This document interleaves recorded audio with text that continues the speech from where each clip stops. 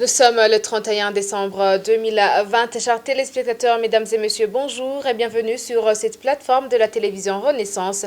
C'est le journal en langue française. Tout de suite, les titres. L'insécurité se manifeste de plus en plus au Burundi.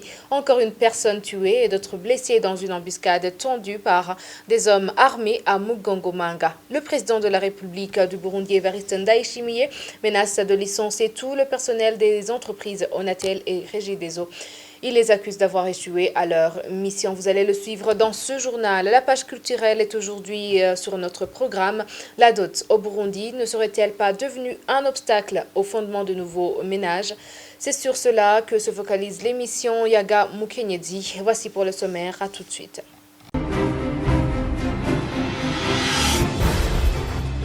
Bienvenue encore une fois dans ce journal, page sécurité pour commencer. Une jeune femme prénommée Sibella, de 25 ans, est morte dans une embuscade tendue par des hommes armés de fusils non encore identifiés à Wuhoro, en zone Ijenda de la commune de Mugongomanga, dans la nuit de ce mercredi 20 décembre vers 22 heures. Leur véhicule a essuyé des tirs au niveau d'un petit centre communal appelé Majombe. 3 autres ont été blessés par balle et ont été évacués à l'hôpital d'Ijenda. Une seule personne du groupe en est sortie indemne. Selon la police, cette embuscade a été tendue par un groupe de 3 malfaiteurs. 2 d'entre eux ont été arrêtés ce jeudi. Ils étaient en possession d'un bidon d'essence et des médicaments divers. Des enquêtes se poursuivent pour retrouver le 3e malfaiteur en cavale. Et maintenant, page économie pour poursuivre ce journal. Les pertes financières observées dans les entreprises publiques, surtout à la Regideso et à l'Onatel, sont dues à la mauvaise gestion des responsables de ces structures, y compris les employés. C'est ce qu'a déclaré Evariste Ndayishimiye, président de la République, ce mercredi lors de l'émission publique. Le chef de l'État envisage comme solution le licenciement de tout le personnel de la base au sommet afin de confier la gestion de ces entreprises à d'autres qui ont beaucoup de performances. Suivez-les. Je leur ai dit que du sommet jusqu'au bas de l'échelle, ils sont en train de détourner les biens du peuple. Et comment?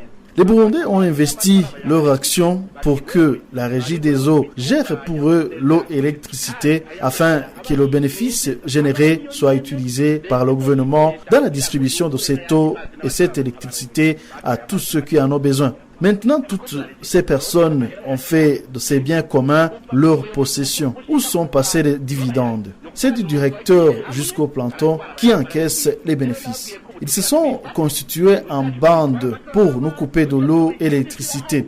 Je leur ai annoncé que désormais, nous allons les mettre à la porte et récupérer ce qui nous appartient pour le confier à une autre entreprise qui saura gérer ces biens efficacement car ils ont failli à leur mission. Je sais que les syndicats seront choqués lorsqu'ils vont entendre ce message.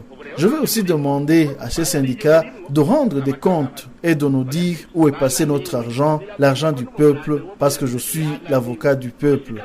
Ces syndicats vont pouvoir accepter qu'ils font partie des responsables de cette crise. La même situation s'observe à l'Onatel. Comme nous leur avons confié la gestion de nos biens pour l'intérêt général et qu'ils ont échoué, on ne voit d'autre solution que de les mettre à la porte et les remplacer avec d'autres gestionnaires.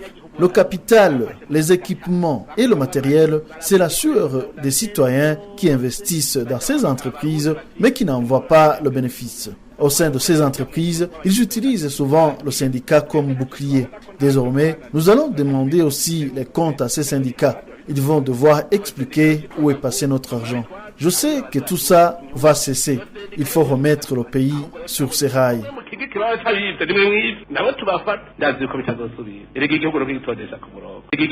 Le pouvoir ne cherche qu'à chasser les employés de la régie des eaux de l'Onatel pour des mobiles politiques et ethniques pour pouvoir engager les militants du parti au pouvoir seulement. C'est la lecture de l'ancien sénateur Emmanuel Ngengurutse. La mauvaise gestion de ces sociétés n'est qu'un prétexte car la gestion n'implique pas tout le personnel dans une entreprise. Suivez. Ce cas, ça constitue un exemple du mismanagement de l'État burundais.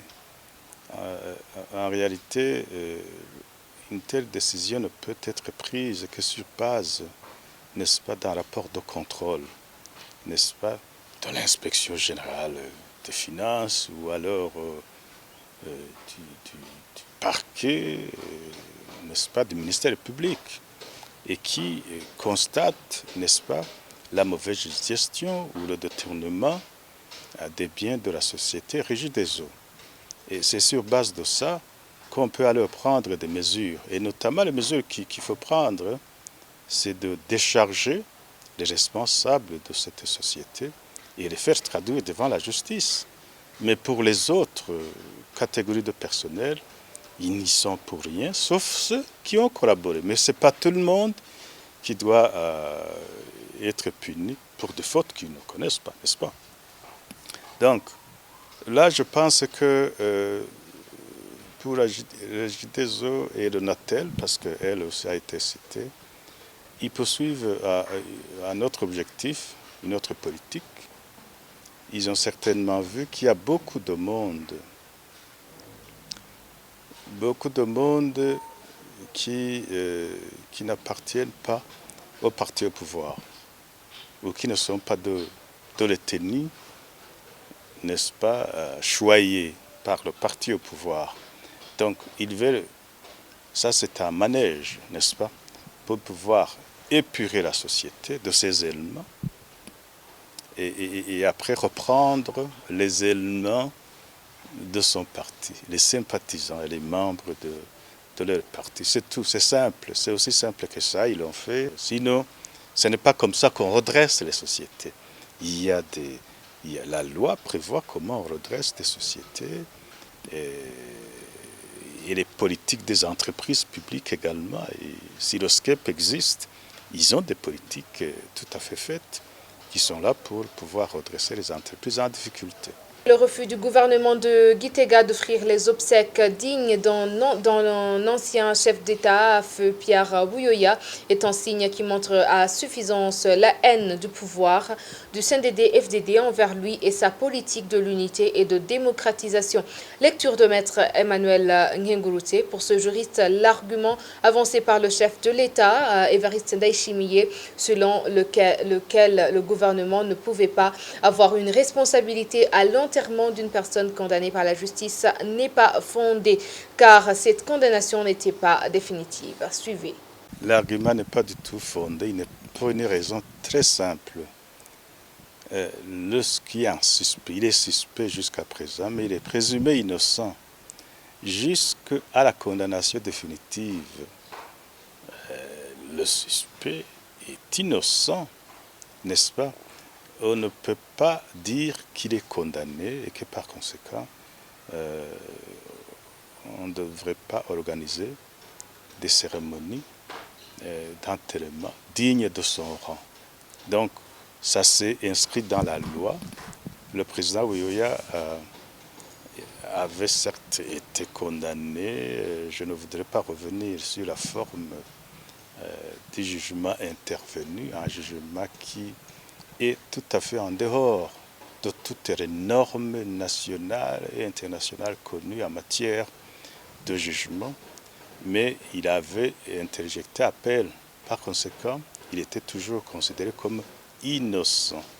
Je pense qu'il y a d'autres mobiles plutôt qui motivent son comportement du gouvernement de Gitega. La première, c'est qu'il voue une haine viscérale à l'endroit du président Pierre Buyoya, de sa famille, de sa politique, ou des gens qui lui ressemblent. C'est ça l'explication principale. Le deuxième mobile, c'est que c'est l'expression, n'est-ce pas, de la déconsidération des idées et des préceptes nationaux, des idéaux nationaux que ce président Buyoya avait défendus, à savoir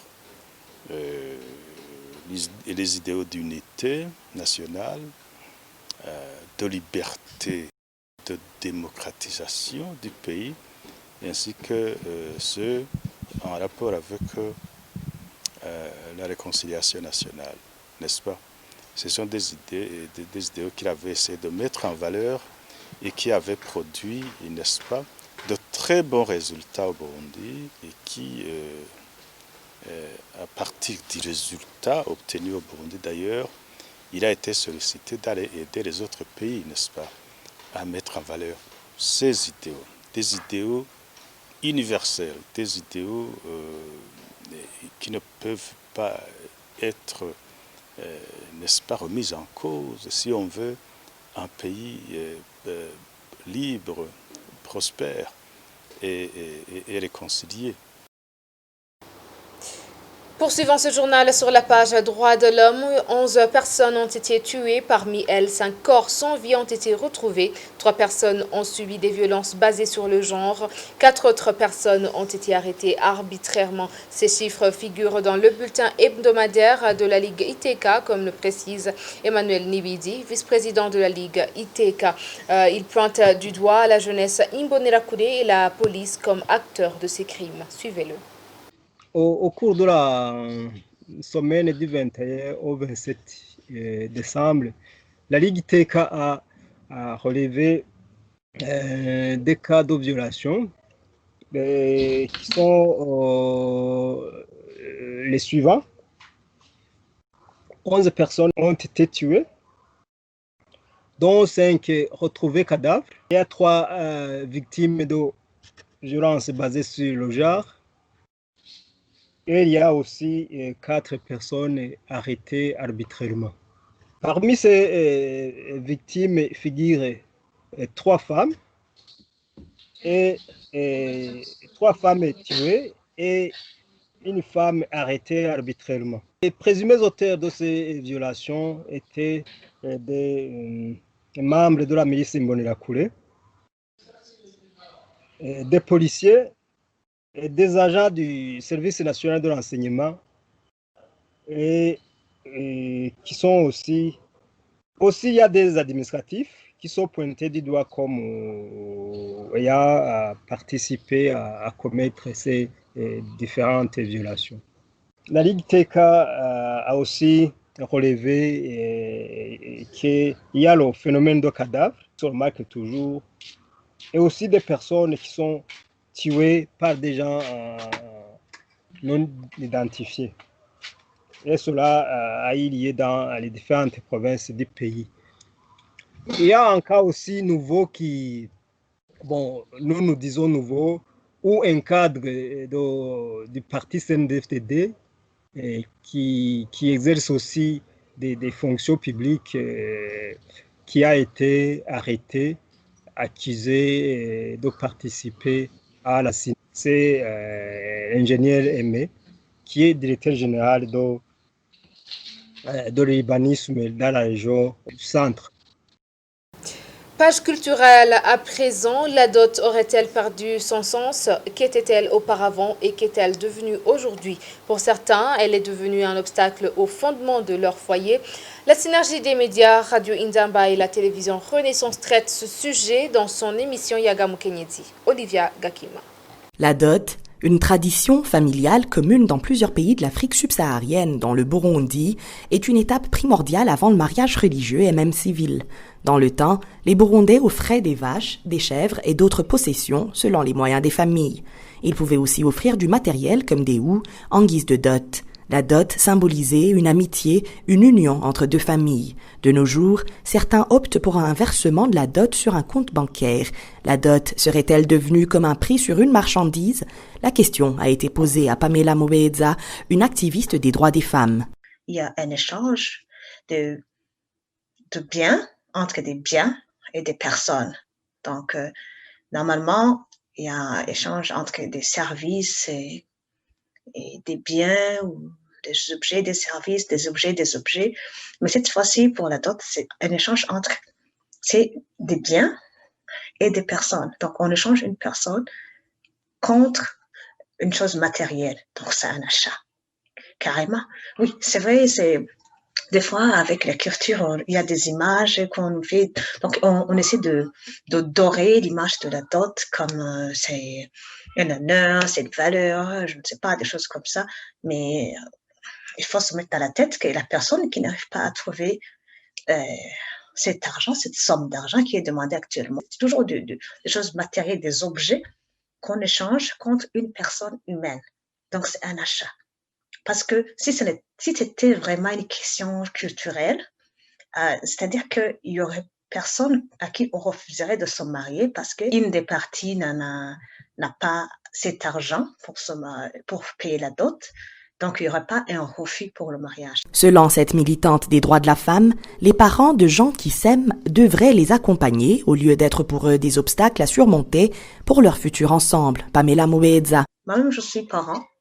En tout cas, je ne pense pas qu'il y a quelqu'un qui pourrait avoir de quoi acheter un de mes enfants. Ça ne marche pas.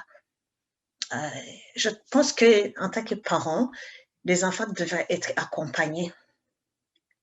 Pas être surchargé. Déjà, un nouveau ménage, c'est quelque chose de dur, de le mettre en place, de s'habituer à certaines choses, de faire marcher le ménage. C'est comme une entreprise, donc c'est déjà difficile. Et si tu commences cette entreprise avec des dettes ici et là, donc je t'amène chez moi, je suis un garçon, j'ai été chercher cet argent, je me suis cassé en 8 pour avoir cet argent. Et puis, je t'amène, et puis il y a des conflits, parce que c'est normal. Quand il y a un couple, il y a toujours des conflits, des petits conflits, mais ça finit, donc ça se règle. Donc, souvent, c'est un tout petit peu normal, ces petits conflits à l'interne. C'est comme des personnes qui essaient de vivre ensemble. Mais que ça soit déjà alourdi encore avec toutes ces dettes, moi, je trouve que c'est pas positif. En tout cas, moi, je dirais que ce qui devrait être fait, c'est que les deux parents de la fille et du garçon devraient accompagner le jeune couple, leur soutenir dans leur nouveau ménage, pas leur alourdir la tâche. Donc, on peut faire la fête, danser, accompagner notre jeune couple, mais pas leur obliger à donner des sommes d'argent ou des choses matérielles pour pouvoir vivre ensemble. Même avis du côté des jeunes hommes célibataires. Thierry Bigilindavi, journaliste, trouve que certains jeunes s'acquittent du paiement de la dot malgré plusieurs difficultés pour garder l'honneur dans leur belle famille. Plus le monde évolue, plus le concept de dot subit des modifications tant au niveau du sens qu'au niveau pratique. Par exemple, au Burundi traditionnel, la dot était la seule condition pour que le mariage soit valide. Mais aujourd'hui, ce n'est pas le cas. La seule condition pour que le mariage soit légal, c'est qu'il doit être célébré par l'officier d'état civil. Mais pourtant, la dot reste exigée et la dot reste une somme exorbitante. Et l'acquittement de cette somme peut causer des mariages tardifs, peut causer l'union libre à mariage illégal. Ça peut pousser même au choix d'un conjoint non voulu. Et surtout, ça pose des problèmes financiers après le mariage. Mais les garçons font tout pour payer, pour s'acquitter de la dot, pour sauver la face. Mais car le gendre qui n'a pas payé la dot est déconsidéré par ses beaux-parents. Mais aussi, la société considère comme une honte qu'une fille aille se marier sans qu'elle soit dotée. Non seulement une honte pour la fille, mais aussi une honte pour sa famille. Au Burundi, faute de moyens pour payer la dot, dans certains cas, la fille décide de vivre avec l'élu de son cœur en passant outre cette tradition, d'où le phénomène d'union libre ou Uguchikira. Merci beaucoup Olivia Gakima. Hors de nos frontières pour clore ce journal. Les mesures de prévention contre le Covid-19 ont été prises dès le début de la pandémie au Rwanda. La peur est grandissante dans la population car les cas de décès continuent à augmenter. Les cas actifs aussi se font remarquer de plus en plus chaque jour. Les statistiques montrent que le nombre de cas actifs est de 69 avec 7 cas de mort en date du 30 décembre 2020. Le directeur du centre biomédical du Rwanda, RBC, Dr Sabin Nsanzimana, déclare que le nombre des malades continue à s'élever. Il conseille à la population d'appliquer les mesures de prévention encore plus, surtout dans ces jours de fête, pour que le vaccin ne leur parvienne et ne trouve déjà pas une force majeure de la pandémie. Dr Sabin Nsanzimana, directeur général du RBC.